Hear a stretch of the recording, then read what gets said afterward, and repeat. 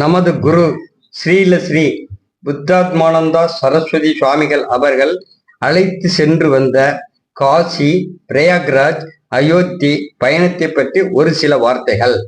கடந்த மார்ச் மாதம் 19ஆம் தேதி மாலை 6 மணி அளவில் நாங்கள் சுவாமி புத்தாத்மானந்தா அவர்களுடன் மணியாச்சி ரயில்வே ஸ்டேஷனில் இருந்து பெங்களூருக்கு பயணம் மேற்கொண்டோம். மறுநாள் காலை 6 மணி அளவில் பெங்களூரில் இறங்கி அங்கேயே தயாராகிவிட்டோம். 8 மணி அளவில் விமான நிலையம் வந்தடைந்தோம். எல்லா செக்கிங்கும் முடிந்து விமானம் 10 மணி அளவில் புறப்பட்டது. மணி 12:30 அளவில் வாரணாசி வந்தடைந்தது. அங்கே நாங்கள் அமர்த்திய வேன் வந்து எங்களை அழைத்து சென்றது.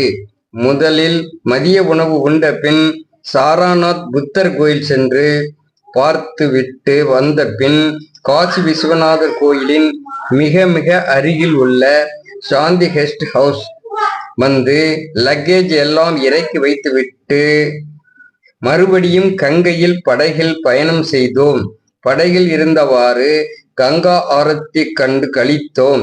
அதன் பின் ரூம் வந்து இரவு ரெஸ்ட் எடுத்துக்கொண்டோம். மறுநாள் காலை 2 மணி அளவில் அனைவரும் ரெடியாகி காசி விஸ்வநாதர் தரிசனம் காண கியூவில் வந்து நின்றோம்.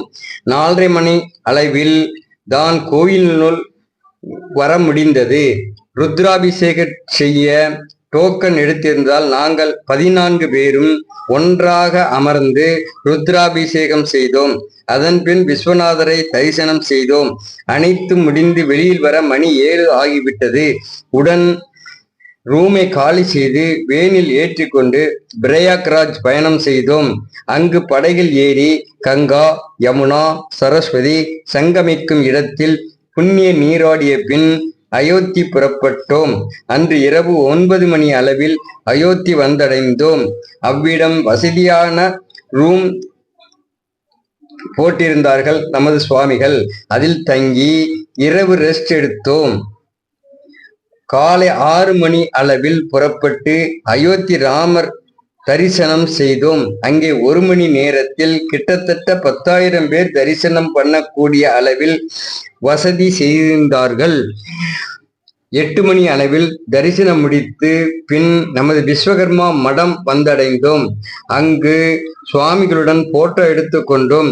அவர்கள் நமது சுவாமிக்கும் நமக்கும் நல்ல வரவேற்பு தந்தார்கள். அத்துடன் விமான நிலையம் வந்து 2 மணி அளவில் புறப்பட்டு பெங்களூர் வந்து டிராவல்ஸ் மூலம் இனிதே வீடு திரும்பினோம். முழு ஏற்பாட்டையும் சுவாமிகள் மிகவும் வசதியாகவும் கனக்கச்சிதமாகவும் செய்திருந்தார்கள். வந்த அனைவரும் மிக மிக அன்புடன் நடந்து கொண்டார்கள்.